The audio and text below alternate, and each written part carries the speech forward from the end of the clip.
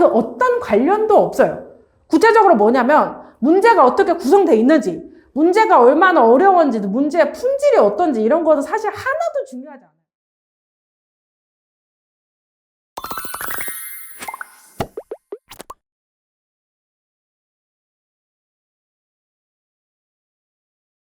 안녕하세요. 덕매대학원에서 국어를 가르치고 있는 국어과 윤미선입니다.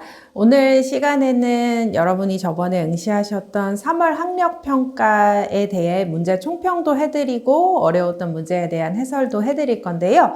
우선은 시험의 총평을 소개를 해드리기 위해서 기본적인 등급컷을 좀 살펴보자면 이게 시험을 경험하신 분들도 느껴지시겠지만 시험의 난도가 꽤 높았던 편이었고 그게 등급컷에 그대로 반영이 됐다고 판단이 됩니다. 이게 뭐 언어와 매체가 조금 더 어려운 과목이긴 하지만 80점대 중반만 들어와도 이거를 산술적으로 계산하면 3점짜리 문제를 5개를 틀려서 85점을 받는 경우에도 무난하게 1등급 컷으로 들어간다는 이야기고, 그걸 바꿔 말하자면 1등급에 해당하는 게 상위 3, 4% 정도 되는 거죠. 그러니까 상위권 학생들도 문제를 많이 틀린 경우가 늘어났다고 보입니다. 근데 이거는 사실 3월 학력평가의 등급 컷 자체가 시험에 응시할 자격이 있는 고3 학생들로만 기준으로 되어 있기 때문에 최근에 N수생이 늘어나거나 혹은 후반부에 반수생이 늘어나는 키워드로 보시자면 이 등급컷에서 3, 4점 정도를 플러스를 하시면 될 것 같아요. 그러면 만약에 언어와 매체가 뭐 4점에서 5점 정도, 만약에 아주 넉넉 잡고 5점 정도 더 플러스가 돼서 1등급컷이 83점 내외가 된다면 좀 난도가 높았던 걸로 유명했던 19학년도나 22학년도 수능 같은 정도의 그때 언어와 매체 1등급 컷이 84점 내외가 됐거든요. 그래서 그 정도 내외의 난이도를 가진 게 아닌가 싶습니다.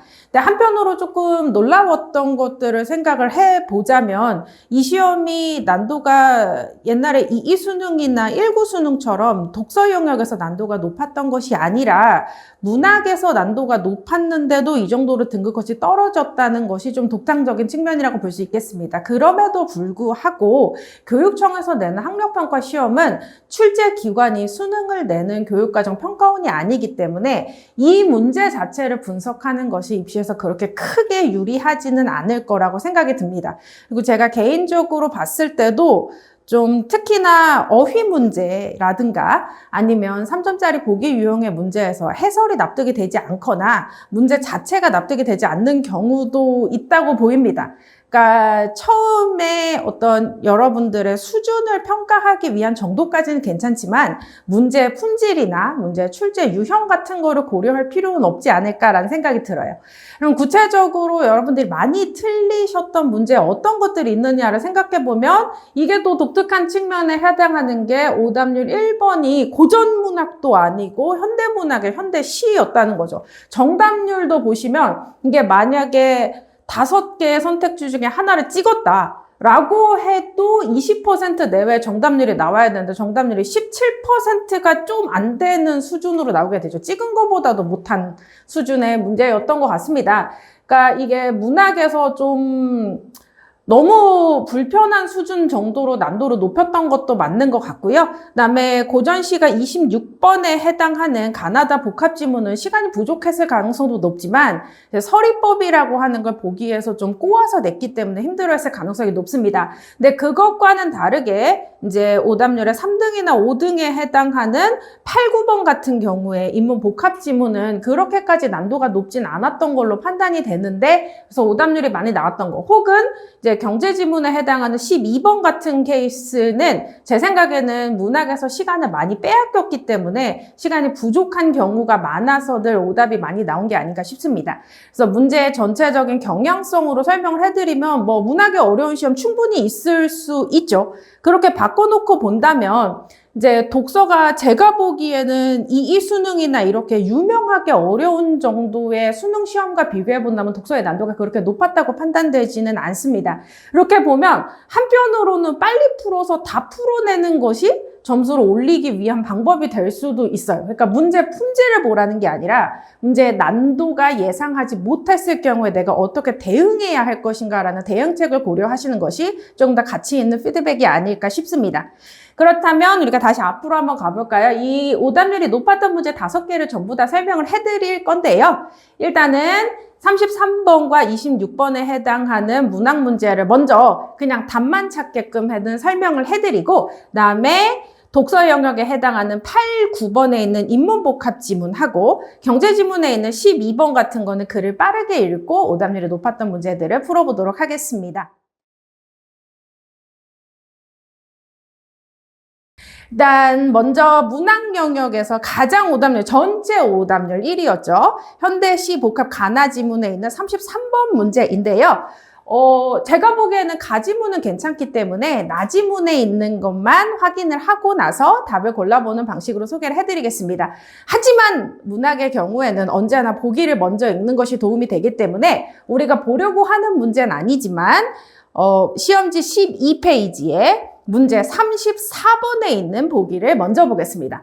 문학 지문의 경우에는 언제나 박스에 있는 보기를 먼저 보시고 여기서 보여주는 초점에 맞춰서 독해를 하시는 것이 훨씬 더 효율적입니다. 그러면 34번에 있는 보기에서 밑에서 셋째 줄이에요. 보기 밑에서 셋째 줄에 있는 나지문에 대한 설명만 볼게요.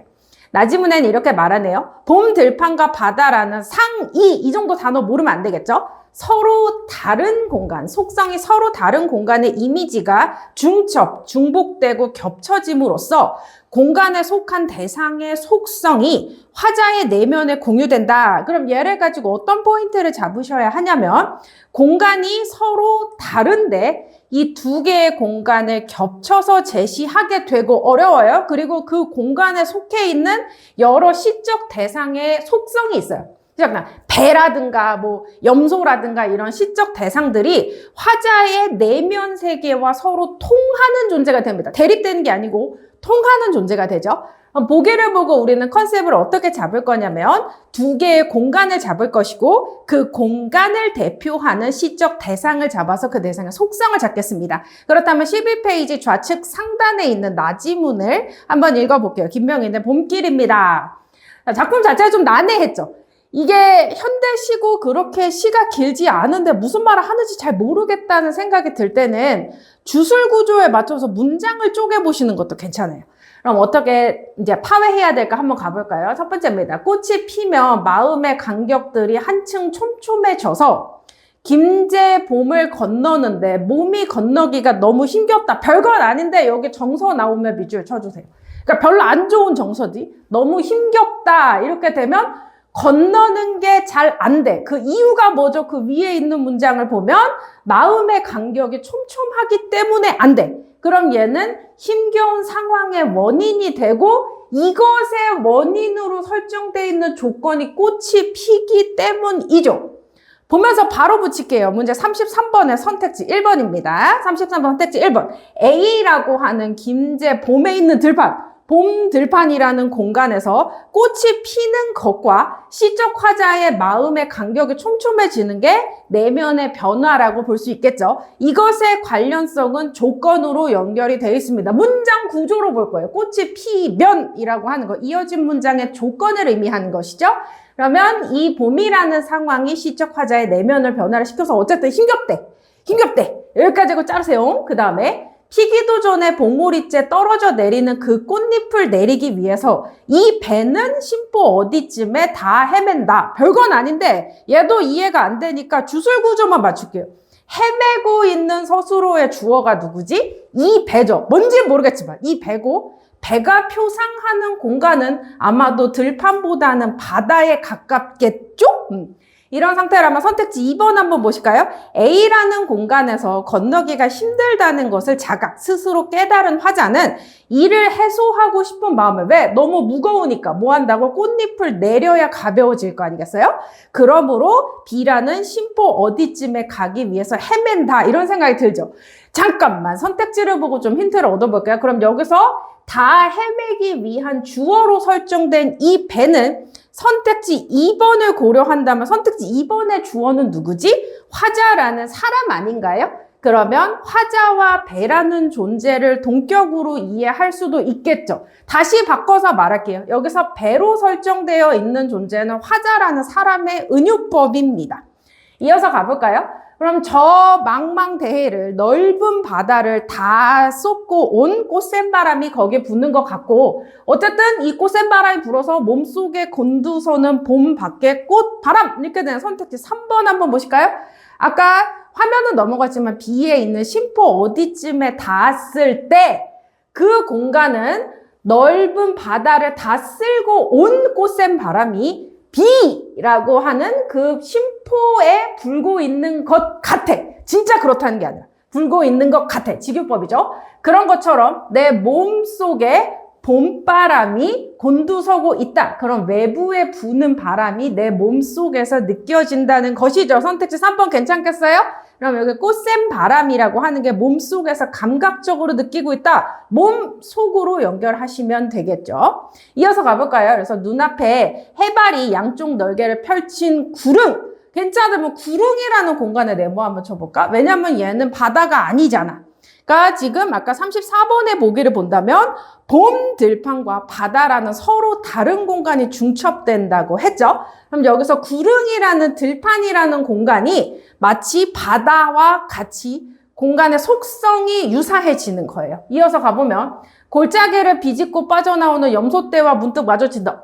그러면 아까 바다를 나타내는 시적 대상은 배이고 그 배는 시적 화자 자신을 나타낸다면 이번에는 구릉, 들판 뭐 이런 육지 같은 이미지에 드러나 있는 시적 대상이 만약에 염소떼라면 어떻게 연결되는지 보실까요? 염소도 자기 한 몸을 한 척의 배로 따로 띄운 그러면 주술구조 한번 볼까요? 염소가 자기 몸을 배로 만들어서 띄운다 이렇게 되죠. 별거는 아닌데 여기 동그라미 한번 쳐보세요. 염소도. 그럼 누구도? 다른 사람들도 같다고 봐야 되겠지? 염소도 배로 만들면 그 앞에 있는 이 배는 뭐야? 나도 이렇게 바꿔도 되겠죠. 나도 내 몸을 배로 만들었고 염소도 자신의 몸을 배로 만들었어요. 그래가지고 만경 저쪽이 포구라는 듯 새끼 염소 한 마리가 뿌연 황사길을 타박타박 거리면서 간다. 그러니까 다른 말로 보면 새끼 염소 한 마리가 걸어가는 모습이 마치 자기의 몸을 배로 만들어서 바다 위에 띄우는 것 같이 느껴진다. 이렇게 보시면 됩니다. 이어서 갈까요? 근데 내 마음은 격가지로 펄럭거리면서 덜핀 꽃나무 같아. 그래서 내 마음이 나한테 말해. 둘레에서 한번 멈춰보자. 라고 하지만 사실 남몰래 출렁거리는 상심은 아지랑이 정서 나오면 쳐먹어야지. 여기 상심에다가 밑줄 한번 쳐볼까요? 내 마음에는 상처받은 마음이 있어. 상심이 있어. 이게 아지랑이 넘어서 끝내 닿을 수 없는 항구 몇 개는 더 지워야 한다고. 닻이 끈 게 배야죠. 그럼 여기가 가진 상징을 바꿀 수 있겠죠? 이 배 한 척은 시적 화자인 나 자신이야. 그럼 나 자신이 원하는 건 좀 멈추고 싶기도 해. 근데 다른 한편으로는 항구 몇 개를 더 지워야 한다고 생각하기도 해. 그러면 33번의 선택지 4번 한번 볼까요? 내 마음이 상처받은 마음과 멈추고 싶은 마음 사이에서 고민하고 있던 화자는 자신을 D라는 포구와 C, 항구 사이에 놓인 배 한 척으로 인식한다. 이제 문장 구조만 단순하게 보세요. 화자가 지금 고민하고 번민하고 있었는데 자기 자신을 배 하나로 인식한다. 크게 나쁘지 않죠? 그러면 이 상황에서 밑줄친 C의 앞뒤 구조를 좀 보세요. 어떤 항구냐면 닿을 수 없는 항구는 그 다음에 서술어는 뭐야? 지워야 한다. 없었으면 좋겠다. 이렇게 되지. 바꿔 말해볼까? 내가 못 가는 곳은 없어야 한다. 이렇게 하면 어떻게 해야 돼? 멈추지 않고 가야 된다는 의미잖아. 더 나아가 볼까요? 선택지 5번으로 보시죠. C에서 화자는 자신의 목적지가 닿을 수 없는 곳이다가 아니라 잘 보세요. 닿을 수 없는 항구는 없어야 해. 그러면 내가 많은 항구는 다 보아야 하지. 그렇게 되면 여기에 배 한 척을 멈출 수 없죠.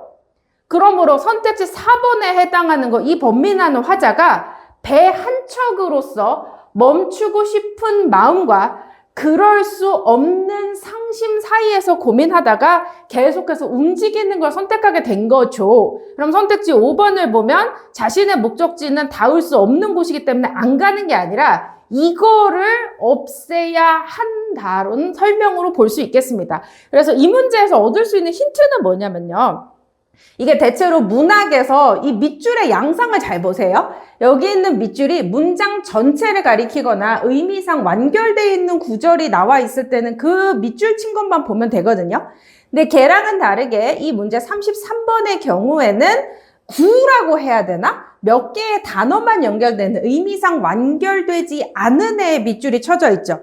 그럴 때에는 요렇게 밑줄 쳐져 있는 애만 딱 묶어서 보는 게 아니라 그 녀석의 앞뒤에 있는 맥락까지 판단해서 보시는 게 좋을 것 같아요. 그러므로 다시 얘기해보자면 화자는 끝내 닿을 수 없는 곳을 없애기 위해서 계속해서 움직이는 거라고 볼 수 있겠습니다. 그래서 이 문제를 통한 결론을 봤을 때 제가 하나 힌트를 좀 드리고 싶은 게 있다면 현대시 같은 경우에는 얘가 무슨 말을 하는지 이해가 안 될 경우가 되게 많아요. 그럴 때 취할 수 있는 방법 첫 번째는 보기를 보고 그 보기에서 주는 힌트를 얻으시는 게 가장 중요하고요. 두 번째는 잘 안 풀릴 때는 문장 구조로 쪼개보세요.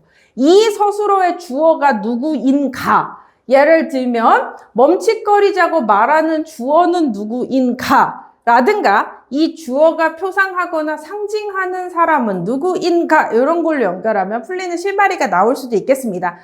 이게 좀 워낙 난도가 높아서서 제 생각에는 요 닿을 수 없다는 의미 뒤에 있는 서술어인 지우다를 놓쳤기 때문에 5번을 못 고르는 경우가 많았던 것 같아요.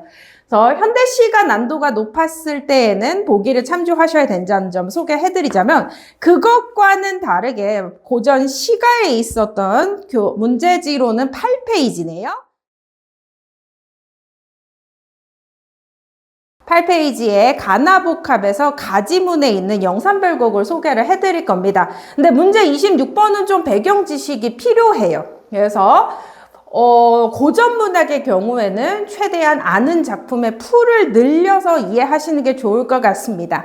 이어서 이제 문제를 설명을 해드릴게요. 고전시가 26번의 보기를 먼저 보겠습니다. 26번의 보기예요. 문학 작품에서 질문의 형식은 인물의 의식을 표출하는 수단이 되는데 그 내용과 대상을 달리하는 질문들은 인물의 생각이나 경험에서 일어나서 작품 속에서 다양한 반응을 이끌어낸다. 솔직히 말하면 이게 작품의 주제나 작품에 대한 힌트를 주진 않으니까 읽었을 때 별로 도움이 되는 보기는 아니고요. 어디에만 체크해주면 좋냐면 질문의 형식이니까 서리법 찾는 문제구나. 여기까지만 생각해주고 그 질문에 해당하는 대답이 여기만 밑줄 치면 될 것 같은데 이 대답을 통해서 알 수 있는 것과 없는 것의 구분이라든가 아니면 깨달음을 얻는다. 이 서리법의 효과는 깨달음을 드러내기 위한 효과 혹은 알 수 있는 것과 없는 것 사이의 구분에 대한 효과로 설명을 할 수 있겠습니다. 이제 문제 26번에서 오답률이 높았을 때 가장 많이들 실수한 선택지가 3번이기 때문에 저는 가지문만 읽고 선택지 1, 2, 3번만 검토해 보겠습니다. 자, 8페이지의 가지문 한번 볼까요? 이게 영산별곡 같은 가사가 행이 긴 경우에는 내용 단위별로 좀 분절해 가면서 읽으시는 것도 좋아요. 첫째 줄부터 볼게요. 이 몸이 천지간에 쓰일 데가 전혀 없어서 30년 세월을 흐지부지 보냈대. 알았어. 뭐 별거 아니죠. 그러니까 뭐 벼슬로 잘 진출하지 못했다. 뭐 이런 뜻으로 보시면 되겠죠. 이어서 가봅시다. 그래서 풍류 정치의 끝이 없어서 선계의 인연으로 녹수 청산의 분수대로 다녔는데 청산에 체크하면 되겠네? 자연과 속세의 대립인가요? 네. 그죠? 그래서 얘는 자연으로 설정을 해두시면 좋을 것 같아요. 그러다가 잠깐 동안에 내가 병이 들어서 시골집에 문을 닫아 놓았더니 뒷절에 어떤 중이 와서 나한테 이렇게 얘기를 하는 거예요. 집 한 개 천천히 짓고 와서 나한테 이렇게 말해서 자 여기 따옴표 쳐두세요. 이 중이 나한테 하는 발화를 인용한 거죠. 뭐라고? 너의 병을 내가 모르야. 진짜 별거 아닌데 시에서는 그 사람을 나타내는 인칭대명사가 누구인지도 좀 볼 줄 아셔야 돼요. 그러면 이 중이 발화하는 너라는 존재가 이 작품의 시적 화자가 되고 여기에 1인칭으로 나와 있는 나 이게 이 승려가 되죠. 그래서 내가 모르랴 천석고왕이라. 아이고 이 정도 단어는 알아들어야지. 여기 밑줄 쳐놓고 자연을 사랑하는 마음이 너무 깊어서 고질병일 때 천석고왕이라고 하잖아요. 그러면 자연에 대해서 추구하는 마음인 것을 알 수 있겠죠. 그래서 지금 시즌은 봄이야. 그랬을 때 날씨도 맑고 하니까 야, 이 사람아 철없이 누워 있겠느냐, 지팡이 짚고 자연에 유람 가자라고 권유를 했단 말이죠. 자, 그러고 나서 내가 그 말을 듣고 즉시 일어나 앉아서 창문을 열고 바라보니까 시냇가에 있는 길이 동쪽 골짜기로 이어져 있어. 그럼 어떻게 돼? 이 길 따라서 동쪽 골짜기에 여행을 가겠죠. 왜? 나는 천석고왕의 병을 가지고 있으니까. 이어서 볼까요? 그래서 내가 아이종을 불러내서 그렇게 대단하진 않은 삐쩍 마른 여윈 말한테 채찍을 걷어쥐고 마음대로 가게 하니, 시즌을 체크해볼까요? 지금 계절은요, 음력 3월이고요. 양력으로 따지면 4월 중반에서 후반 정도 될 테니까 따뜻하고 좋은 계절이겠죠. 그래서 아름다운 계절이라 이랬단 말이지. 그래서 아이들과 그 동네에 있는 늙은이들이 봄의 흥겨움을 못 이겨서 술병을 둘러매고 노래를 부르며 오락가락 다니는 모습이 매우 한가하기도 하구나. 그럼 뭐 그렇게 고되게 일하는 것도 아니고 봄의 즐거운 경치를 즐기고 있는 거죠. 이어서 볼게요. 시간을 체크해볼까? 벌써 해질녘이 됐어. 석양이 비끼는데 말등에서 잠이 들어서 첩첩의 산골짜기를 꿈속에서 지나치니까 이제 주천에서 흘려내린 물이 지금 어디? 청령포라는 포구에 다 있대요. 아, 그럼 이거 기행가사와 비슷하네. 그죠? 그래서 기행가사의 경우에는 어디에 갔는지에 해당하는 여정 잡으시고, 그 다음에 내가 보고 들은 것에 해당하는 견문 잡으시고, 내가 깨달은 것에 해당하는 감상 잡으셔야 되니까 그냥 공간에 내묻히시면 돼요. 지금 어디냐? 청령포이다. 그러고 나서 그냥 중량 나왔잖아. 그러니까 뭐 그 다음 내용부터가 중요하니까 그 앞부분은 그냥 내가 천석고왕이라서 봄 풍경을 감상하러 그냥 산에 유람 갔다, 이 정도로만 지식을 깔고 갈게요. 중략 이후부터 볼게요. 망망대양이 그 앞에 둘러 있어서 대지와 산악을 밤낮으로 흔드는 듯, 어딘지는 모르겠는데 내가 지금 본 건 뭐냐면 넓은 바다가 내 눈앞에 있대. 이렇게 되니까 얘 네모 표시해놓게 해주면 내가 보고 들은 것이죠. 그럼 얘를 보고 어떻게 생각했냐면, 이어서 볼까요? 밑이 없는 큰 구멍에 끝이 없이 쌓여져 있는 물이 오랜 시간 동안 한결같이 더 차오르거나 혹은 줄어들거나 하는 게 있었던가? 라고 물어보는 것이죠. 그러면 여기에는 한없이 쌓인 물의 원건점이 뭔데? 제가 눈앞에 있는 바다를 보고서 아, 바닷물이 늘어나거나 혹은 바닷물이 줄어들거나 이랬던 적이 있었을까? 라고 물어보지만 이거 몰라서 물어보는 게 아니잖아. 이를 통해서 말하고자 하는 바는 망망한 대양이니 넓은 바다에 있는 물은 한결같을 것이고 물이 넘치거나 줄어들지 않을 것이다. 이렇게 되죠. 문제 26번의 선택지 1번 보실까요? 선택지 1번입니다. 가에서 한결같이 차고 줄어드는 것이 있었던가? 라는 서리법은 한없이 쌓인 물에 대한 질문인데 이건 맞아요. 근데 자연의 불변성이지. 바다라고 하는 애가 넘치거나 줄어들지 않는다. 물이 언제나 일정하다라는 불변성까지 이야기하고 알 수 없다로 연결할 수 없죠. 불변성에 대한 깨달음에서 멈추셔야 될 것 같아요. 그럴싸한 키워드가 나왔는데 그럼 여기 뒤에 나와 있는 서술어 이다 아니다 된다 안 된다 있다 없다 같은 애들도 신경 써서 판단하셔야 될 것 같아요. 그래서 정답 1번으로 가셔야 되고요. 그 다음에 작품 이어서 볼까요? 천지간의 하늘과 땅의 대단한 경치의 반 이상이 물이로구나. 그러니까 바다를 보면서 이런 감상을 가지게 된 거야. 그래서 아마도 저 기운이 무엇으로 생겼는고 언젠가는 성인 만나서 이 바다의 대단한 기운을 무엇으로 만들었느냐 이러면 천지 만물의 근거 막 이런 것들을 생각하게 되겠죠? 이거를 언젠가 성인을 만나면 얘를 여쭤볼 수 있다라고 한다면 선택지 2번 보시겠습니까? 선택지 2번이요. 가에서 저 기운이 무엇으로 생겼는고라는 질문은 망망대양이라는 바다를 본 경험에 의해서 생겨난 질문이니까 저 바다를 누가 만들었냐고. 근데 그 자연에 이치는 성인을 만나서야 논의할 수 있을 것이다. 뭔가 딱히 대답을 한 건 아니고 이거를 내가 지금은 모르니까 나중에 논의하자. 이렇게까지 연결이 된 거죠. 이어서 가볼까요? 그래서 바위길에 익숙한 승려한테 가마를 느슨히 매게 하고 험한 벼랑길을 지나쳐서 청옥산이라는 공간으로 갔대. 그래서 청옥산 속으로 겹겹이 들어드니 여러 가지 운모, 병풍, 비단, 장막 좌우로 펼쳐가니까 이게 막 꽃이 피어있는 아름다운 산의 모습을 이런 걸로 빗댄 것이겠죠. 그런데 내가 구름으로 되어 있는 다리를 걸어서 솔숲에 앉아 쉬면서 제가 여기다 따옴표를 쳐놨는데 이거는 청자한테 시적 화자가 직접 건네는 말이거든요. 그러니까 여기 따옴표 표시하면 좋을 것 같아요. 청자는 누구냐면 나무하는 아이들인 거예요. 나무하는 아이들아, 지난 일 좀 물어보자. 바람에 움직이는 돌이 이게 하늘에서 내려온 건 얼마나 됐고, 그 다음에 짝이 없는 성문이 있는데 이건 언제 쌓은 거야? 라고 물어봤어요. 자, 이렇게 세 줄을 따옴표로 쳐놓을까요? 나무하는 애들한테 시적 화자에 내가 물어본 거예요. 그랬더니 그 밑에 대답으로 이 손님 네 시기에, 자, 여기도 또 따옴표 쳐놓을까요? 이 손님이 시적 화자고 이 질문에 대해서 나무하는 아이들이 대답하는 거죠. 그러니까 이렇게 말하는 거예요. 이 손님 네 시기에 누구시죠? 어찌 들어와 계시는 거? 여기 왜 들어오셨죠? 왜 이런 말을 할 자격이 있냐? 그 아랫줄. 낫을 메고 새끼를 찬 저는 앞절에 살고 있는 승려거든요. 그러니까 저는 여기 사는 사람인데 당신 누구냐고. 여기 왜 들어와 있냐고. 왜 나한테 말 것이냐. 어쨌든 네가 물어보니까 대답을 하는데 제가 뗄나무 하러 와서 별 생각 없이 다니긴 있는데 너가 물어보니까 대답해주겠다. 진관암이라는 암자가 없어진 건 알겠는데 그 밖에 네가 물어보는 거, 돌 언제 생겼는지, 성문 언제 쌓았는지 이런 거는 제가 잘 몰라요. 그래가지고 그냥 목동의 소리에 붙였다. 그냥 모르겠다. 그냥 흘려보내고 있다. 이렇게 표현이 되죠. 26번의 선택지 3번 한번 보시겠습니까?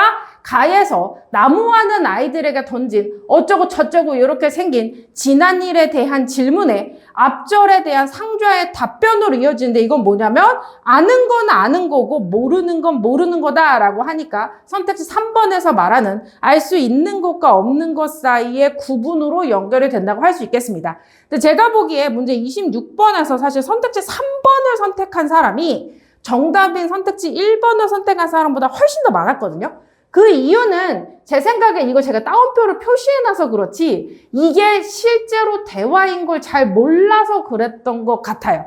그러면 얘가 어디서부터 어디까지가 시적 화자의 바라고 여기서부터 여기까지는 지나다니는 앞절의 상좌의 대답이라는 거 어떻게 아냐고 일단 선택지에서 설명해 주니까 거기에 맞춰서 보시는 게 좋고 두 번째는 이런 계열의 작품이 나오면 작품 받으면서 어쩌고 저쩌고 하자 이런 식의 상투적인 표현이 나올 때는 대화체를 적극적으로 사용하고 있구나 이런 방식의 배경 지식을 넓히시는 것도 좋을 것 같습니다.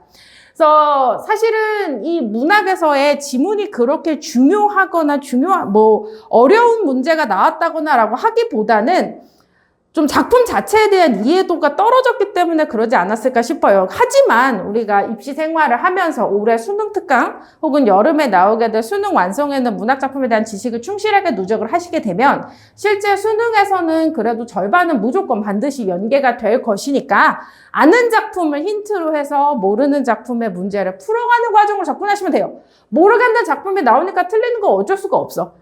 그럴 때에는 아는 작품의 풀을 늘리겠다는 생각으로 접근하시면 좋을 것 같습니다. 가장 오답률이 높았었던 문제 1등과 4등짜리 문제에서의 고전 시가와 현대 시를 소개를 해드렸습니다.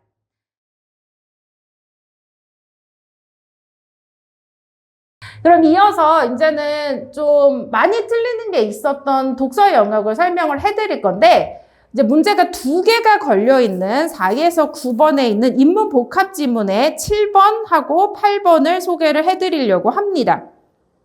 근데 얘는 제가 보기에는 가와 나 사이의 연계에서 특히나 나 지문이 비판하고 반박하는 구조거든요. 그래서 얘를 읽을 때 반박 구조를 어떻게 읽어야 할 것인가, 키워드를 어떻게 정리해야 할 것인가를 좀 생각해 보시면 좋을 것 같아요. 전체 지문을 다 읽을 것인데 가지문은 좀 힘을 빼고 읽겠습니다. 여러분이 가지는 문제지로는 2페이지를 펼치시면 되겠네요. 자, 4에서 9번 지문입니다. 가지문 한번 볼게요. 주제는 쇤베르크 무조음악. 자, 1단락 볼까요?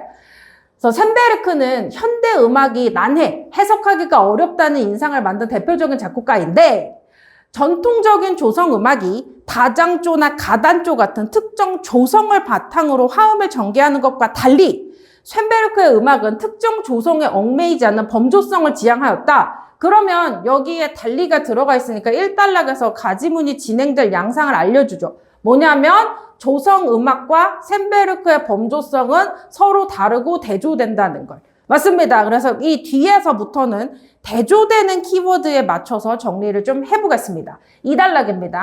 그래서 조성음악의 음계에는 이렇게 생각해요. 이게 만약에 대립구도라면 2단락의 첫 앞머리에 조성음악이 나왔다면 혹시 3단락에서는 걔와는 대립되는 쇤베르크의 음악을 설명하지 않을까라는 생각이 들면 3단락의 첫 구절만 보세요. 그러면 3단락의 맨 앞에 2에 반해 쇤베르크 음악에서 이렇게 되니까 2단락하고 3단락이 대립된다는 걸 알 수 있겠죠. 그러면 저는 이게 대립될 때는 반대되는 키워드만 잡을 거라서 우리가 초점으로 맞추지 않는 애에 해당하는 조성음악은 얘를 대표하는 키워드는 세모 표시만 할게요. 너무 많이 치지도 말고 얘를 대표하는 키워드만 세모 표시 해봅시다.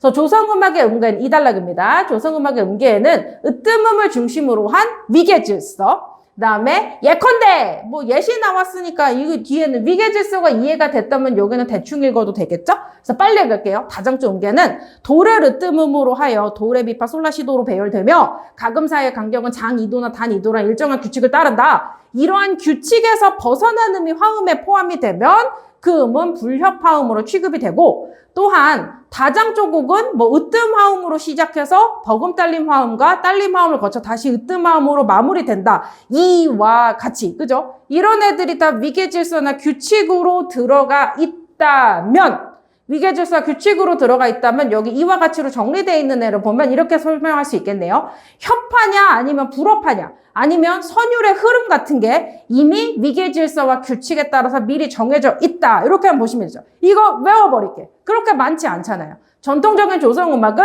음들 사이에서의 위계질서와 그다음에 음악에서의 일정한 규칙이 있기 때문에 선율의 흐름이나 협파 불협파가 이미 정해져 있다. 그런데 자, 3단락으로 가볼까요? 나와라. 그래서 일단 이것만 외워두면 위계질서, 협파, 불협파, 결정되어 있다, 규칙. 이런 애들 키워드 4개만 외우면 될 거 아니겠어요? 그런데 3단락입니다. 이와에 반해서 쇤베르크 음악에서는 으뜸음 중심의 위계질서가 해체되고 모든 음이 동등한 지위를 부여받게 됩니다. 자, 그러면 얘도 위계질서에 대립되는 키워드 이런 거 다른 표시해보면 어떨까요? 저는 네모를 해놨는데요. 동등한 지위를 부여받습니다. 그가 고안한 12음 기법은 한 옥타브 내에 12개 음 모두를 자유롭게 배열해서 음열을 이용하는 작곡 방식이다. 그럼 얘는 키워드 이렇게 붙이면 되겠네. 음열을 이용하고 있다. 이렇게 볼 수 있겠네요. 근데 2단락에서 소개했던 조성음악은 이게 약간 음계야. 힌트상으로 보면 얘하고도 대립된다고 볼 수 있겠죠. 근데 음계 친구는 2단락에서는 그렇게 중요하게 보진 않았는데 그 뒤에 확인하는 건 나쁘지 않죠. 그래서 얘는 어쩌고 저쩌고에 따라서 장단조가 규정되는 반면에 쇤베르크는 12음 기법을 쓰고 이건 음열인데요. 이 친구는 음들이 반음 간격으로 조밀하게 배열되어 있기 때문에 경계가 모호해지죠. 그래서 하나의 곡에 장조와 단조가 공존하는 듯한 인상을 줘서 무질서하다는 인식을 주기도 하지만 쇤베르크의 의도는 화음을 자연의 섭리처럼 받아들여서 조성음악의 관습에서 벗어나서 조성음악이 가지고 있던 관습에서 벗어나서 미리 그 전에 사건 이전에 미리 전에 설정된 인위적 질서가 아니라 내재적 관계에 기초한 새로운 음악적 형식이다. 대립 키워드만 잡을 거예요. 대립 키워드만. 자, 그래서 외워버립시다. 정보량이 많지 않잖아. 외워버립시다. 조성음악은 위계질서, 규칙이 있다. 이렇다면 쇤베르크의 범저성 음악은 위계질서 없고 동등한 지위고 음계가 아니라 음열이며 사전에 있는 인위적 질서를 거부하고 작품 그 자체에서 가지는 내재적 관계만 본다고요. 그럼 할 얘기 다 했는데? 그럼 마지막 단락 4단락은 왜 있는 거지? 빨리 볼까요? 4단락. 쇤베르크는 음들 간의 자연스러운 관계가 외부로부터 주어지는 것이 아니라, 자, 힌트 얻어볼까요? 여기서 말하는 외부로부터 주어지는 건 조성음악에서 말하는 규칙이겠지? 그 규칙이 아니라요, 곡 전체의 유기적인 통일성을 통해서 형성되는 것이라고 보았다. 그러면 이 유기적인 통일성을 어떻게 만드냐면 응집력을 가지면 유기체로 완성이 될 수 있대요. 그럼 응집력은 어떻게 만드는데? 라고 하면 얘는 내적 결속을 의미하고 유사성을 계속 반복함으로써 응집력을 만들면 곡 전체의 유기적 통일성을 가지게 된다. 이런 친구잖아요. 자, 다시 정리. 그래서 이처럼 쇤베르크는 특정 화음만을 협화음으로 인정하는 규칙을 가지고 있었던 조성음악의 제한된 질서를 넘어서 음들 사이의 응집력을 바탕으로 한 보편적 음악질을 추구했다. 이렇게 되는데 뭐 이런 건 별로 중요한 건 아니고 우리는 간은 이렇게 읽을 거예요. 그렇게 어렵지 않고 정보량도 많지 않으니까 대립되는 키워드를 중심으로 외워버립시다. 이 지문은 제가 보기에는 작년에 2호 학년도 9월 모의평가에서 바쟁의 영화 이론에 이미지를 믿는 감독, 현실을 믿는 감독 이런 대리 키워드가 있었거든. 그것도 가나 복합이었거든요. 그거를 충실하게 따라한 게 아닌가 싶습니다. 그래서 이게 대립임이 너무 명백한 경우에는 반대되는 키워드를 그냥 외워버립시다. 조성음악과 샘베르크의 범조성이었죠. 얘는 전혀 문제가 안 돼. 근데 안타까운 건 뭐냐면 문제 4번을 제외하고는 가만 읽고서 풀 수 있는 게 거의 없죠. 그래서 문제 6번이래. 나지문을 훨씬 더 신경 써서 읽으셔야 됩니다. 나지문은 조금 꼼꼼하게 읽어볼게요. 나지문입니다. 레보비츠는 12음 기법이 샘베르크였죠? 이것을 음악사의 혁신이라고 평가하고 후설의 현상학을 적용해서 그 12음 기법의 의미를 규명했습니다. 그래서 후설의 현상학이 뭔지를 알아야 그 의미를 알 수 있겠죠? 그럼 정리를 해보면 이렇게 말하네. 후설에 따르면 우리의 일상적인 경험은 의식의 지향성을 통해 구성되는 현상이다. 예를 들어! 이렇게 나잖아. 그럼 여기에 예를 들어가 있다는 것은 여기 앞에 있는 애가 너무 중요하거나 너무 어렵거나 하니까 예시로 설명해 주려는 거 아니겠어요? 그럼 여러분 괜찮으시면 예를 들어 앞부분을 조금 집중해서 보시는 것도 좋아요. 근데 이게 무슨 말인지 모르겠지. 왜냐면 철학에서는 특정한 키워드를 그 철학자가 새롭게 재배열한 방식으로 의미가 구성되기 때문에 우리가 일상적으로 생각하고 있는 단어의 의미를 활용할 수가 없어요. 그럼 어떻게 하면 되냐면 문장 구조를 한번 보세요. 자, 제가 여기 밑줄 치는 거 보이시나요? 경험은 이게 주어지, 의식의 지향성을 통해 구성되는, 잘 봐, 현상이다. 이게 서술어지. 다시 볼까요? 그러니까 경험은, 주어는 어쩌고 저쩌고 한 현상이다. 이렇게 되죠? 다시 경험은 현상이야. 근데 어떤 현상이냐면 구성된 현상이야. 그죠? 만들어진 현상. 다른 말로 하면 경험하고 현상하고 같은데 현상이란 우리 의식이 만들어낸 거야. 그럼 여기까지 말할 수 있겠어요? 경험은 우리 의식이 만들어낸 거야. 괜찮죠? 이어서 가볼게요. 예를 들어서 제대로 이해했나 볼까? 얘는 사실 도움이 잘 안 되지만 음악적 경험은, 자, 구조 맞죠? 경험은 뭐여야 되지? 구성된 현상이어야 되지. 그럼 뭐가 아니라 여기 보이나요? 지각이 아니라, 이제 키워드 붙나요? 의식의 지향성을 매개로 한 경험은 뭐라고? 현상이다. 이렇게 되네. 별로 이 예시가 그렇게 마음에 와닿게 도움이 되진 않네. 그냥 문장 구조가 똑같은 게 두 개가 반복되니까 의미만 추가해 둡시다. 다시 경험은 현상이고 뭐가 아니야? 지각이 아니야. 그게 되죠? 그럼 마음속으로 이것만 생각하면 돼. 경험은 지각이 아니라 현상이고 현상은 만든 거야. 그런데 후설은 우리가 당연시하는 전제에 대한 판단 중지를 통해서 사물의 본질에 도달, 이건 또 생전 처음 나온 개념이죠? 사물의 본질에 도달할 수 있다고 보았는데 어떤 단어를 매개로 연결해야 된다 보자. 이어서 이는 경험을 있는 그대로 받아들이는, 아이고 경험은 아까 봤잖아. 다르게 얘기해보자면 경험은 현상이고 그 현상을 있는 그대로 받아들이는 것은 자연적 태도인데 거기에서 벗어나서 의식 속에 나타나는 의식의 지향성이죠? 이 키워드 같죠? 의식의 지향성으로 현상을 만들지, 그래서 의식으로 만들어낸 현상만을 탐구하는 현상학적 태도로 전환하는 것을 의미한다. 이것을 현상학적 환원이라고 불렀어요. 힌트 보이시나? 자, 다시 잘 생각해봐. 경험을 있는 그대로 받아들이는 게 아니라 그 경험을 현상으로 인정하고 그 현상을 탐구하는 현상학적 환원을 해야 사물의 본질에 도달할 수 있는 거잖아. 다시, 그럼 우리가 경험을 통해서 그대로 받아들인다면 사물의 본질로 못 가죠. 괜찮겠어요? 그래서 판단 중지를 통해서 가야 됩니다. 다시 정리. 일단 정리. 외울 수 있겠는지 한번 보세요. 우리가 이 후설의 이론을 구조를 바탕으로 해서 레보비츠라고 하는 사람이 가지문에 있었던 쇤베르크의 무조 음악을 혁명이라고 평가하는 것을 봐야 된다면 판단의 기준이 되는 훗설의 이론을 구조적으로 한번 정리를 해봐서 구조 대응을 시키면 되거든요. 자, 가볼까요? 이렇게 말했어. 경험은요, 현상이지 지각이 아니야. 그럼 어디까지 추론돼? 경험은 지각이 아니야. 그죠? 그런데 이 사람은 이렇게 말했단 말이야. 그러므로 어디로? 경험으로는 사물의 본질로 못 가. 그럼 뭐로 갈 수 있는데? 판단 중지를 해야 사물의 본질로 갈 수 있어. 근데 판단 중지가 뭔데? 경험을 있는 그대로 받아들이는 게 아니라 현상을 탐구하는 것으로 갈 수 있다는 거죠. 다시. 그러므로 경험을 그대로 받아들이지 않아야 사물의 본질로 갈 수 있다. 이거 아니겠어요? 자, 이렇게 키워드만 맞춰볼게요. 뭐 다시 잘 생각해야 돼. 경험은 우리가 만들어낸 거야. 그러니까 그것을 있는 그대로 받아들여서는 사물의 본질로 갈 수가 없어. 다른 말로 하면 우리가 경험한 것은 우리가 만들어낸 현상이라는 걸 인정해야 사물의 본질로 갈 수 있어요. 이어서 그러면 이 관점에서 봤을 때 쇤베르크의 음악이 왜 좋은가를 한번 생각해 볼까? 이러한 관점에서 레보비츠는 쇤베르크가 조성음악의 화음을 자, 그럼 여기도 주목술 구조 한번 볼까?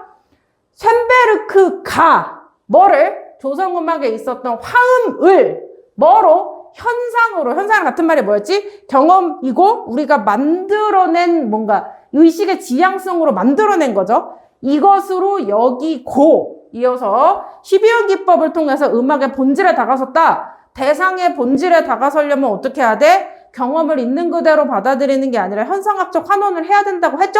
다시 조성음악의 질서를 당연시하는. 자, 당황하지 마시고 이제 말 바꿀게요. 여기 앞단락에 있는 자연적 태도는 경험을 그대로 받아들인다 이렇게 됐거든? 근데 얘를 이제 쇤베르크 음악에 맞추려면 그냥 기존 질서를 받아들인다 이렇게 해보자. 경험을 그대로 받아들인다. 이거랑 기존 질서를 그대로 받아들인다. 이 친구를 다 자연적 태도로 묻자. 있는 걸 그대로 받아들인다에 대해서 판단 중지를 해야 보편성으로 나아갈 수 있다. 이렇게 연결이 되는 것이죠. 괜찮겠어? 자, 다시 판단 중지를 통해서 음악의 본질에 다가섰다. 이렇게 연결이 되는 것이죠. 괜찮겠나요? 이어서 가볼까? 그러나, 그럼 요거 하기 전에 헷갈리면 혹시 정리나 해볼까요? 이렇게 얘기할 수 있겠네. 레보비츠의 입장에서는 뭐냐면, 얘가 이렇게 말하는 거잖아요. 판단 중지를 통해서 음악의 본질에 다가설 수 있는데 이 판단 중지를 쇤베르크는 어떻게 했냐면 조성 음악을 마치 하나의 경험처럼 보고 걔가 가지고 있는 질서를 거부하는 방식으로 받고 이게 판단 중지다. 그러므로 쇤베르크의 기존 질서 거부는 음악에 대한 본질로 가는 것이다. 이렇게 돼. 구조 자체는 되게 단순해. 이게 키워드가 좀 헷갈려서 그렇죠. 자, 그러면 이어서 가볼까? 그러나 이렇게 생겼는데 이 페이지의 오른쪽에 위에서 셋째 줄에 있는 3단락이거든요. 그러나의 왕세모 때리세요. 뭔가 달라졌어. 그러나 쇤베르크가 주장한 범조성은 현상학적 환원과는 괴리된다. 괜찮으시면 여기다 굵게 밑줄 한번 쳐볼까? 이게 나지문의 글쓴이의 주장이야. 그러면 바꿔 말하자면 나지문의 글쓴이는 쇤베르크 음악은 진정한 현상학적 환원이 아니다. 쇤베르크 음악은 진짜로 판단 중지한 것이 아니다. 쇤베르크 음악은 음악의 본질에 다가간 것이 아니다. 이렇게 되죠. 그래서 이 나지문의 메인 구조는 레보비츠가 이 쇤베르크 음악을 칭찬한 것을 비판하는 거야. 그래서 얘가 이 주제문이 되거든요. 이건 누구 생각인데? 몰라. 나지문 글쓴이 생각이겠지. 나지문 누가 썼는지 모르지. 근데 나지문이라는 글을 쓰신 분은 이렇게 생각한다는 거죠. 아, 그래? 그럼 이렇게 잡아볼까? 여기 있는 게 주장이잖아. 주장 나오면 못 달려 나와야 돼? 근거부터 해야 되지? 그러면 근거 한번 잡아볼까요? 뭐라 그래? 현상학이려면, 다시, 훗설이 말하는 현상학이 맞으려면 모든 전제에 대한 판단이 중지돼야 되고 그 다음에 현상 그 자체를 포착해야 돼. 괜찮아? 이렇게 잡아볼까? 이게 훗설이 말할 현상학이 맞으려면 1번 판단 중지는 모든 것에 대해서 다 해야 돼. 2번 그 다음에 현상 그 자체만 봐야 돼. 그런데 쇤베르크 음악이 이것도 아니고 이것도 아니라면 진정한 현상학이 아니게 되잖아. 그죠? 그러므로 현상학적 환원이 아니다의 메인 근거가 여기 하나 이렇게 딸려 있어요. 가볼까요? 쇤베르크는 조성이라는 기존의 규범을 거부하지만 모든 음의 동등한 사용이라는 새로운 규범을 제시했기 때문이다. 자, 볼까? 그러면 여기서 규범을 거부하는 것이 잠깐만. 질서와 규범을 거부하는 것이 판단 중지라면 새로운 규범을 만들어내는 것은 모든 판단에 대한 중지가 아니잖아. 그죠? 그래서 이게 부정됩니다. 모든 전제에 대해서 판단 중지해야 되는데 쇤베르크는 새로운 전제를 만들었잖아. 그러니까 모든 전제를 판단 중지한 게 아니야. 게다가 평균율이라는 물리적인 제약을 그대로 수용했는데 사실 바로크 시대 이후로 서양 음악의 토대가 된 평균율은 무한한 음향의 가능성 중에 극히 일부만을 표준화한 것에 불과하고 아도르노가 말하기를 형식은 침전된 내용이라고 말했듯 이제 정신이 없지. 이제 이게 완급을 좀 조절하세요. 내가 원하는 건 뭐냐면 모든 전제 판단 중지하고 현상 그 자체거든. 거기에 연결될 수 있는 키워드가 나올 때까지 그냥 끌고 가. 괜찮으니까요. 그래서 형식은 침전된 내용이라고 말했대. 뭔 말인지 모르겠어. 어쨌든 음악의 재료는 단순한 소리가 아니라 특정한 문화적인 맥락이 응축되어 있는 형식이다. 무슨 말인지 모르겠지만 여기서 이게 형식 이렇게 연결되어 있으니까. 자, 이게 형식인데 아도르노가 말하기에는 내용이 가라앉으면 형식이 된대. 그럼 얘랑 비슷한 게 문화겠지 뭐. 그래서 문화가 모여있으면 형식이 된대. 결국 쇤베르크가 조성의 기반이 되는 평균율의 12음을 그대로 수용한 것은 그러네. 혹시 이런 거 힌트 보이시나요? 기존에 있는 그 무엇을 그대로 받아들인 거지. 괜찮아? 그대로 받아들인 거지. 모든 것에 대한 판단을 중지한 게 아니지. 그죠? 그러므로 얘는 이렇게 볼 수 있겠어. 자, 얘에 대한 반박 구조 1번으로 간다면 진짜로 현상학이 되려면 찐 현상학적 환원이 맞으려면 제1번 모든 전제에 대한 판단 중지를 해야 되는데 그러지 않았다고. 그죠? 요게 메인 근거 1번이지. 그 근거의 근거가 뭔데? 제1번으로는 기존 질서는 거부했지만 새로운 질서를 만들었다는 거. 두 번째는 평균율이라고 하는 음을 그대로 수용했다는 거. 이렇게 두 개가 근거의 근거로 붙죠. 괜찮나요? 일단 정리.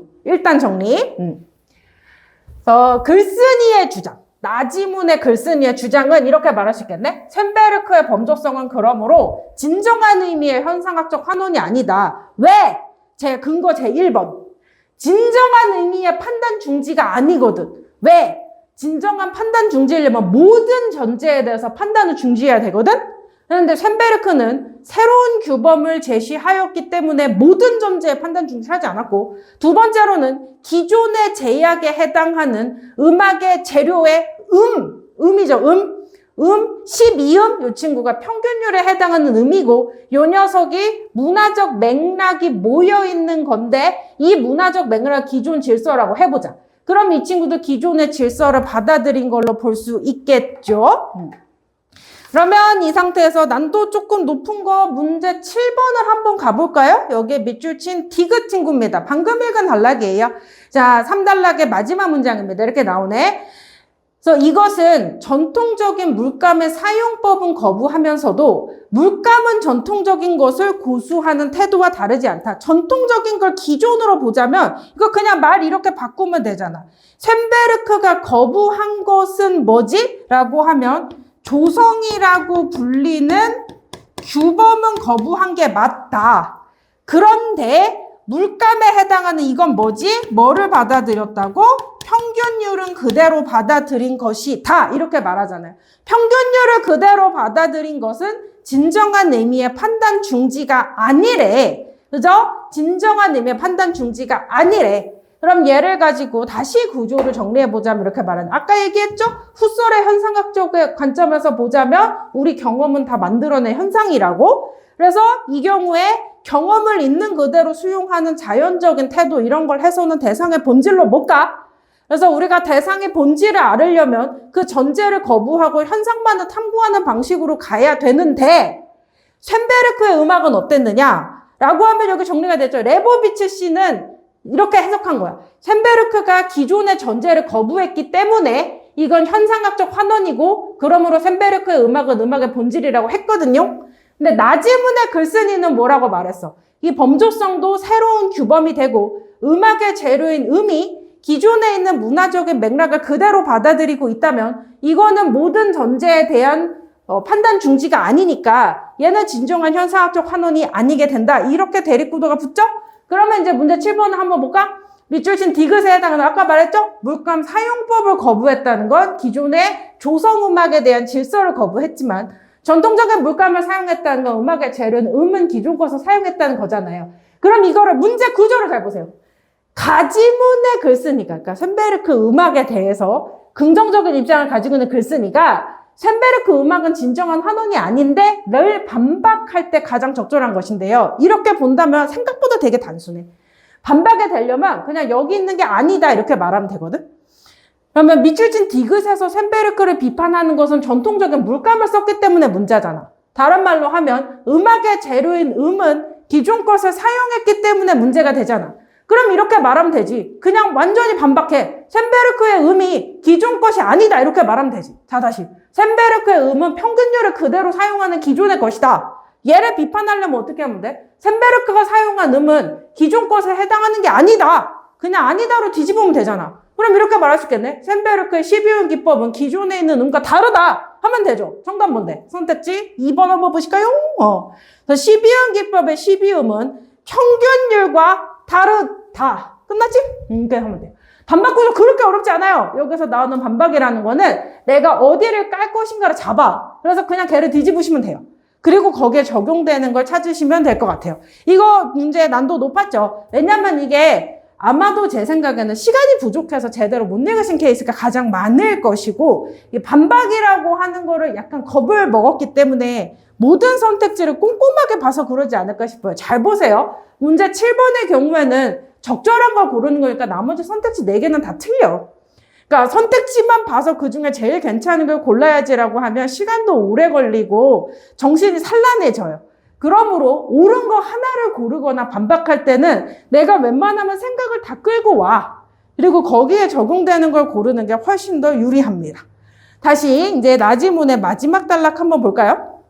그래서 이렇게 말하네. 아까 얘기했었을 때 혹시 3단락에서 얘기했던 게 기억이 날까 모르겠어요. 훗설에 진정한 현상학적 환원이 되려면 첫 번째로는 모든 판단을 중지해야 된다고 했죠. 두 번째로는 뭐가 있었냐면 얘가 현상 그 자체를 포착해야 된다고 얘기했어요. 걔와 연결되어 있는 게 이 마지막 단락입니다.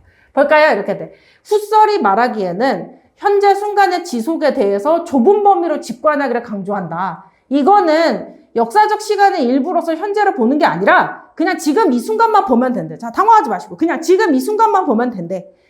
그런데 쇤베르크는 어쩌고 저쩌고로 표현되는 거시적인 구조로 음악을 보기 때문에 개별 음에 대한 미시적 체험의 중요성을 간과했고 이것은 현상학과는 어긋난대.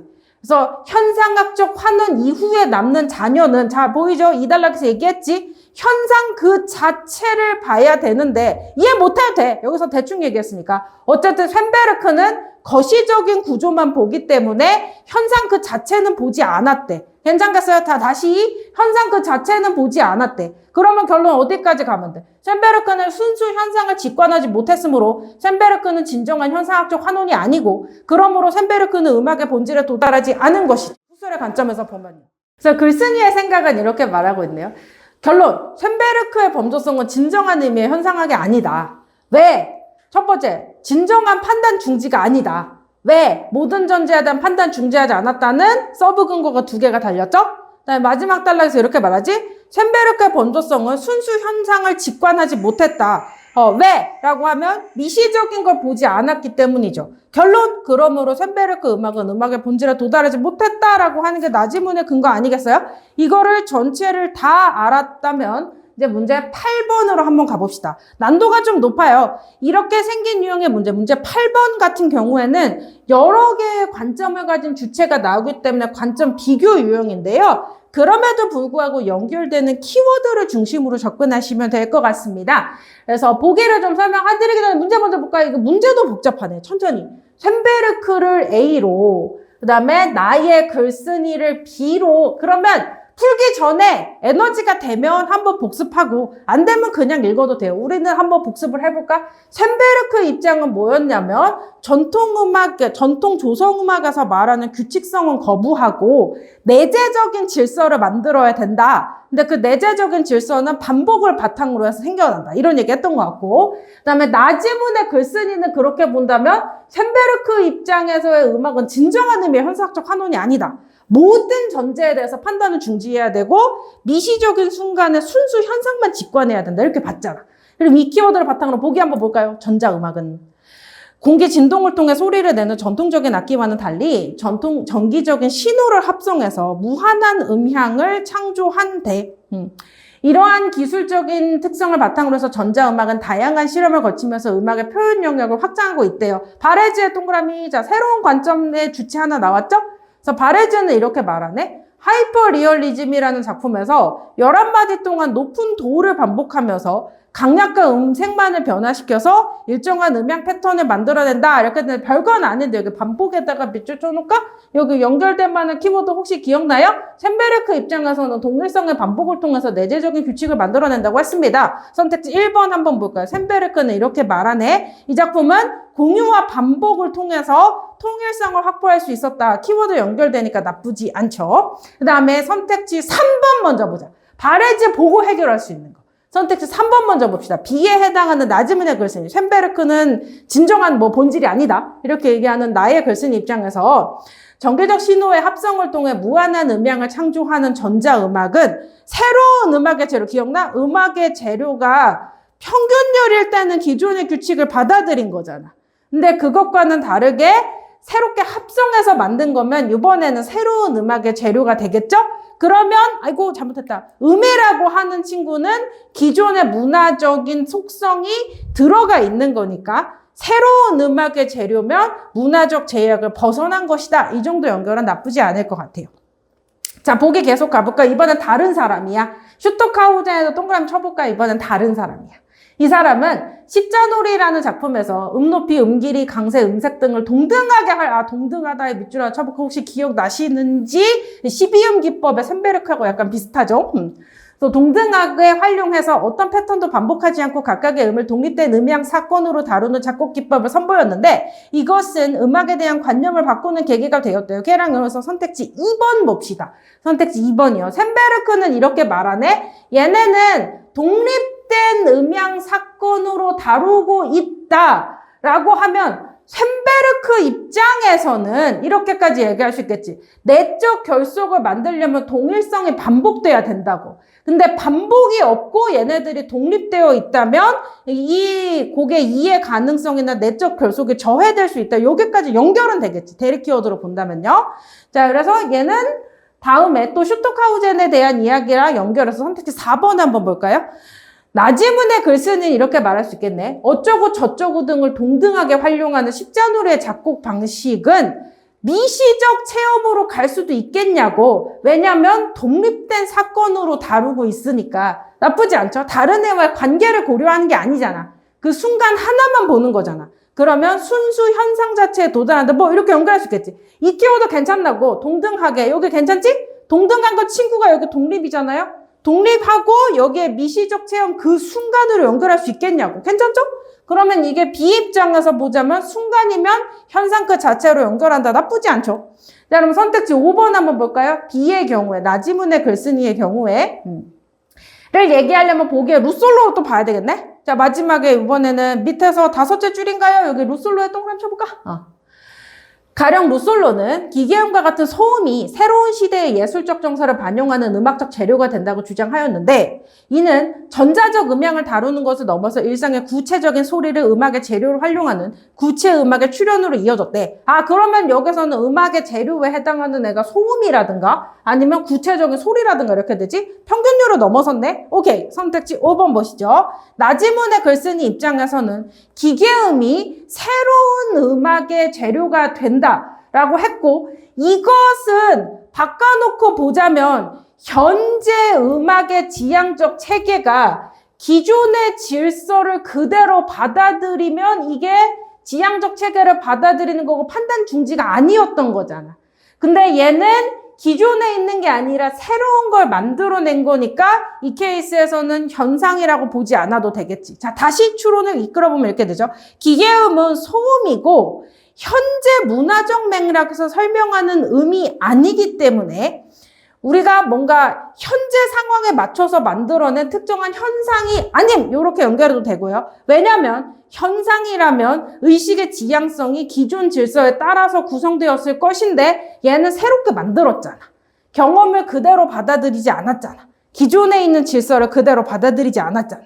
이렇게 되는 거니까 제가 보기에는 새로운 것은 현상으로 연결하지 않으셔도 좋을 것 같습니다.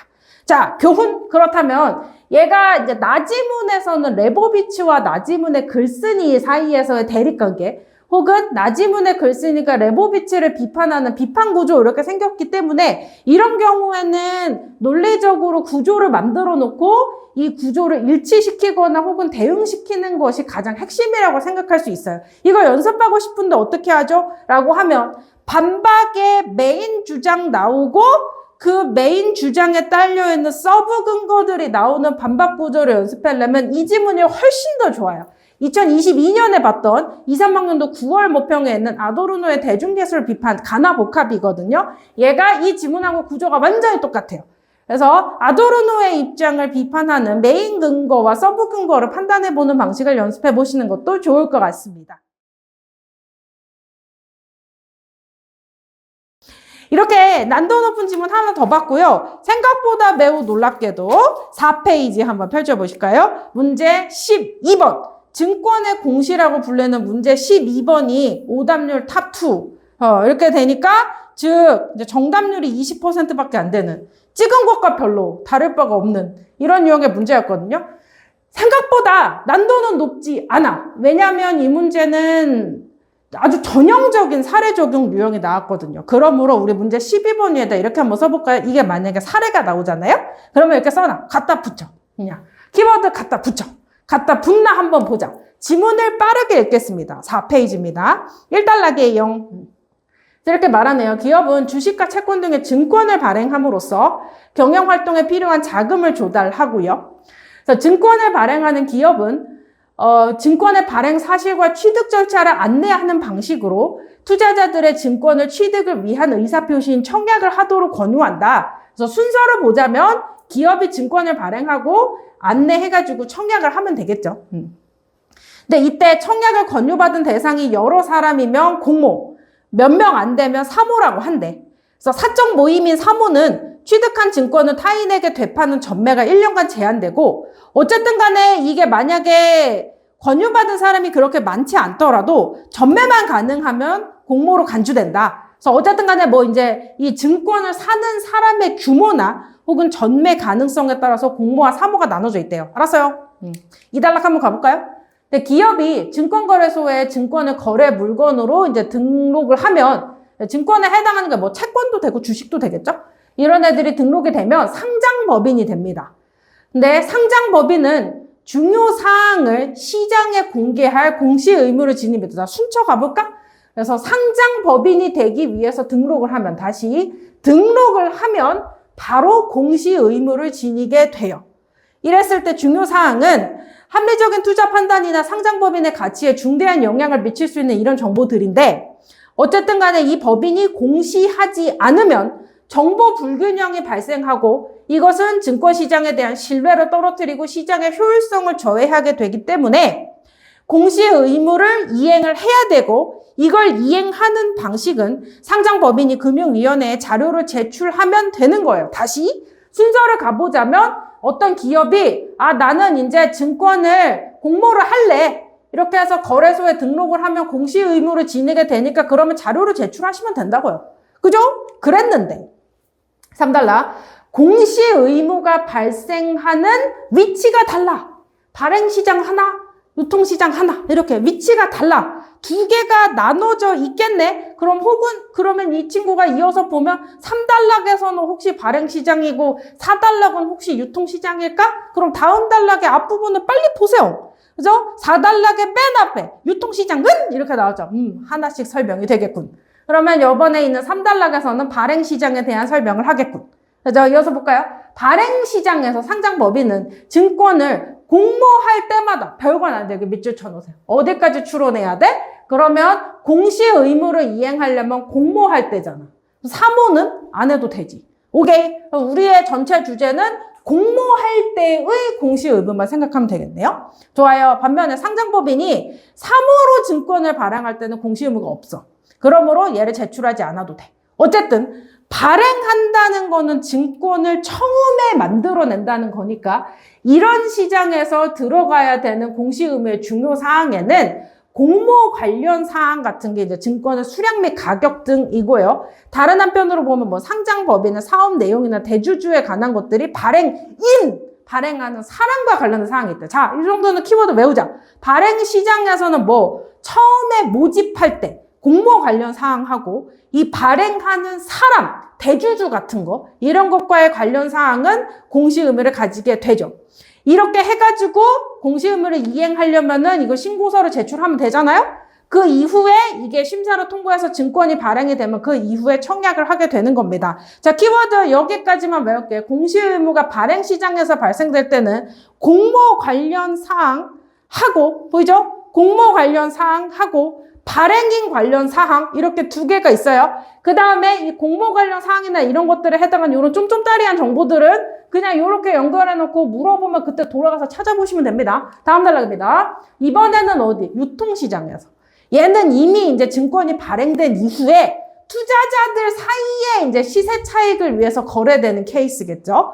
근데 이럴 때에는 뭐 주식을 사고 팔거나 채권을 사고 파는 경우가 너무 많고 자주 있기 때문에 가격도 계속 변하고 그러면 이때 합리적인 판단을 하기 위해서 상장법인은 투자를 판단을 할 때 필요한 정보를 빠르고 정확하게 제공할 이런 방식의 공시 의무를 지니게 되지. 아까 말하게 되는 발행 시장에서는 그냥 공모하는 대상이 뭐고 그게 몇 개냐 이런 이야기라면 유통시장에서는 가격이 계속 변하니까 그 가격에 반영되는 정보가 이제 오픈이 돼야 되겠죠. 이어서 상장법인은 발행인 관련 사항 가운데 변동된 사항을 반영해서 기업의 현황을 일정 기간마다 공시하는 첫 번째 체크 정기 공시를 해야 된다. 뭐 기업의 현황을 발행인 중에서 변동된 거. 다시 발행인 중에서 변동된 거는 정기 공시. 그리고 투자자의 투자 판단에 중대한 영향을 미치는 경영 정보가 발생하는 경우에는 신속하게 공개하는 체크 수시 공시. 이번에는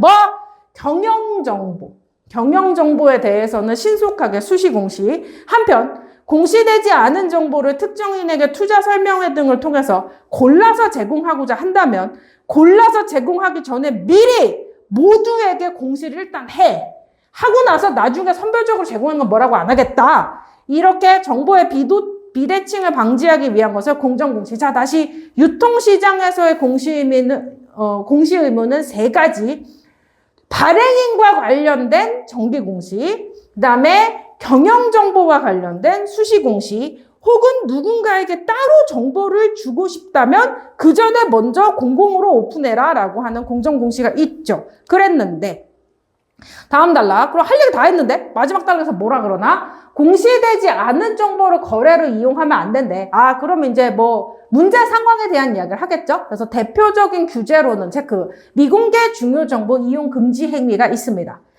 그래서 미공개 중요정보 이용 행위란 공개되지 않은 것을 특정 증권 등의 매매에 이용하거나 타인에게 이용하게 하는 것을 말하는데 여기에 해당하는 요것만 체크해볼까? 이 규제의 대상에 해당하는 사람은 일단은 그 내부자, 첫 번째는 내부자, 두 번째는 내부자로부터 직접 정보를 받은 1차 정보 수령자이다. 근데 이 정보를 아는 건 문제가 없고 그걸 가지고 거래를 하면 문제가 되고 거래 안 했으면 상관없다. 우리끼리만 알고 있는 건 상관없다. 이렇게 돼요. 이와는 별개로 이 앞에 /왕/ 때려주세요. 왕/ 때려주세요. 공개되지 않은 중요 정보를 내부자나 1차 수령자가 거래에 이용해서는 안 된다. 얘랑은 다르게 1차 정보 수령자로부터 정보를 받았어. 자, 그럼 이 경우에는 이 사람은 1차 정보 수령자와는 다르지. 그러므로 1차 정보 수령자와 다른 사람이 예로부터 정보를 받아서 이용하게 되면 이거는 미공개 중요 정보가 아니라 시장 질서 교란 행위 금지래요. 아, 그럼 혹시 이거 감이 오시는지. 사람이 셋이지. 내부자, 1차 정보 수령자로부터 받은 사람. 이렇게 되죠? 그럼 여기 2명만 걸려 있어. 내부자, 1차 정보 수령자만 걸려 있어. 그럼 미공개 중요 정보겠죠? 그리고 한 명 더 와. 1차 정보로부터 또 받은 사람이 또 나와. 그럼 시장 질서 교란 행위겠죠. 알았어요? 자, 문제 12번. 보기로 가보실까요? 그래서 이 글을 바탕으로 보기를 이해하는 배틀 제조사가, 아, 이거 구체적인 사례잖아요? 그러면 이 사례 상황마다 지문에 나와 있는 키워드 연계되는 애가 있는지 잘 보세요. 꼼꼼히 읽어보면서 붙여볼게. 자, 배터리 제조사 갑은요, 2022년 7월에 증권거래소에 주식을 상장하면서 이렇게 되네. 상장하면서 기억나시나요? 무슨 시장이었지? 그럼 이 경우에는 이 발행시장이었지? 이어서 가보자. 근데 대표이사 겸 대주주 A의 지분이 누락된 증권신고서를 제출하였다. 그러면 이 누락된 증권신고서에 밑줄 치고 여기와 연결되는 키워드 다 붙여야지. 보일 수 있겠어요? 뭐라고 붙여야 돼? 발행할 때 공시하는 거고, 그러면 이 경우는 무슨 시장이냐면 유통시장 아니고 발행시장이었지? 발행시장에서 공시하는 것이 크게 두 가지가 있었는데 그 중에서 발행과 관련된 것이 아니라 공모 관련 사항이 아니라 발행인 관련 사항에서의 공시 의무 위반이었지. 됐어요? 이어서 갑은요, 2024년 6월에 A가 보유 주식 중에 일부를 주기적으로 매도한다는 계획을 공시하였고, 이후 A는요, 그거를 계획대로 주식을 매도하고 있다. 잠깐만. 그럼 이거 시기도 많이 변했고, 주기적으로 매도한다는 계획을 공시했다. 이건 변경이잖아. 그럼 얘의 경우에는 이미 발행시장이 아니라 유통시장이 됐네? 그러면 일단은 여기서 멈추고 선택지를 해결하고 가자. 선택지 1번이요. 그러면 이 경우에는 공시 의무 위반이다. 크게 문제 없죠? 걔랑 연결해서 이제 요번에 유통시장 한번 가볼까요? 이랬을 때, 대주주 A가 주식을 주기적으로 매도한다는 계획을 공시했으면 이건 무슨 시장이야? 이 발행 이후니까 유통시장이죠? 유통시장에서 발행인과 관련되어 있는 정보는 뭐였지? 정기공시죠? 그래서 얘는 정기공시 사항이 공지되어 있었다. 이거 나쁘지 않지? 선택지 2번 한번 보실까요? 그래서 A가 2024년에 6월 이후에 10월에 주식을 매도하더라도 이게 이제 정기공시된 대로 행해진 것이라면 얘는 전혀 문제가 되지 않는다. 오키도키. 이어서 가볼까요? 근데 같은 해 10월에 A와 갑의 임원 B는 갑의 지난 분기 영업이익이 시장 예상치를 크게 밑돌았다는 사실을 알게 되었으나 이 사실을 만약에 공시하지 않았다면 뭔가 문제가 되지. 그럼 여기서 이게 예상치를 밑돌았다라고 하는 거 유통시장이지. 그럼 여기 대주주와 관련된 정보가 아니라면 얘는 경영상이나 투자상의 중대한 정보에 해당하는 수시정보로 보면 되겠고, 그랬을 때 경영정보 공시 의무를 위반하였다라고 보면 될 거 아니겠어요? 선택지 3번이요. 영업이익이 어쩌고 저쩌고 문제가 있는데 신속하게 공시하지 않았기 때문에 수시공시 의무 위반 갖다 붙이면 되죠. 오케이. 이어서. 근데 B는요, 기억나시나요? B는 뭐 하는 사람이냐면 내부자야. 갑의 임원이니까 내부자야. 자산관리사 C에게 이 사실을 전달하였다. 보이나? 그럼 B는 내부자죠. 그럼 C는 뭔데? 내부자한테 정보를 받았으니까 뭔데? 1차 정보 수령자가 되죠? 이 1차 정보 수령자가 자신의 고객들이 보유하고 있던 갑의 주식을 매도하였다. 자, 조심하세요. 고객이 스스로 매도했어? C한테서 정보를 받아서? 문장 구조 잘 보세요. 1차 정보 수령자인 C는 자신의 고객들의 주식을 C가 매도했어. 그치? 사람은 아직 몇 명이야? 내부자와 1차 정보 수령자만 있는 거지. 괜찮아요? 1차 정보 수령자만 있는 거지. 아직까지는 미공개 중요 정보야. 미공개 중요 정보야. 선택지 5번이요. 시장 질서 교란 행위가 아니라고. 오케이. 왜요? 시장 질서 교란 행위이려면 1차 정보 수령자로부터 정보를 받은 다른 사람이 있어야 되는데 이 C한테서 고객이 정보를 받은 게 아니잖아. 그죠? 사람은 2명에서 멈췄죠. 그러니까 이 경우에는 C로부터 받은 정보가 아니므로 시장 질서 교란 행위가 아닙니다. 괜찮나요? 그래서 이 케이스도 선택지 5번도 미공개 중요정보 이용회계 금지 위반으로 가시는 게 맞겠습니다. 보일러나? 그래서 3점짜리 문제에 사례가 나왔을 때는 사례를 읽으면서 그냥 키워드 갖다 붙이시면 돼요. 법률 비스금리안액이 나왔을 때는 거기에 적용되는 키워드 붙이시면 돼요. 그럼 이 문제를 어떻게 연습해 볼 것이냐라고 하면 이제 2023년에 봤던 이상건도 9월 모평에 그 데이터 이동권에서 은행이 자동이체를 하고 어쩌고 저쩌고 이렇게 되는 구체적인 사례가 나타나 있는 걸 연습해 보시면 사례 적용 유형, 법률이나 경제하고 비슷한 유형을 연습하기 좋을 것 같습니다.